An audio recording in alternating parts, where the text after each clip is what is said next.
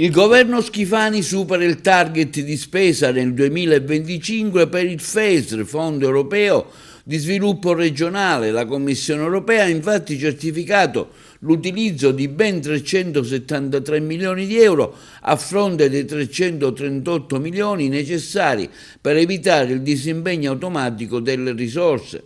Insieme a questo risultato arriva da Bruxelles anche il via libera alla riprogrammazione del piano operativo FESR 21-27 nell'ambito della Mid-Term Review, la verifica di metà percorso che la normativa europea prevede per consentire alle regioni di rimodulare le priorità di investimento alla luce dei risultati raggiunti e dei cambiamenti nel contesto economico-sociale.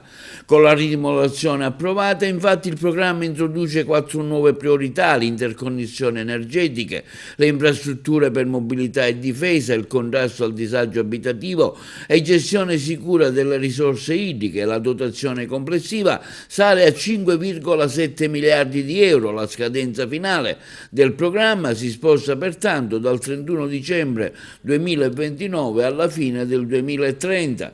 Il superamento degli obiettivi di spesa e l'approvazione della riprogrammazione da parte di Bruxelles, ha affermato il presidente della regione Schifani, rappresentano un traguardo di grande rilievo per la nostra Sicilia, dimostrando la capacità della regione di utilizzare con efficacia le risorse europee, mettendole a servizio dello sviluppo e della crescita del territorio.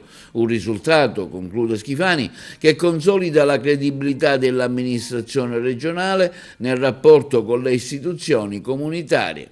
Ringrazio pertanto il dirigente Falgares e gli uffici che con grande impegno hanno reso possibile il raggiungimento di questo importante traguardo.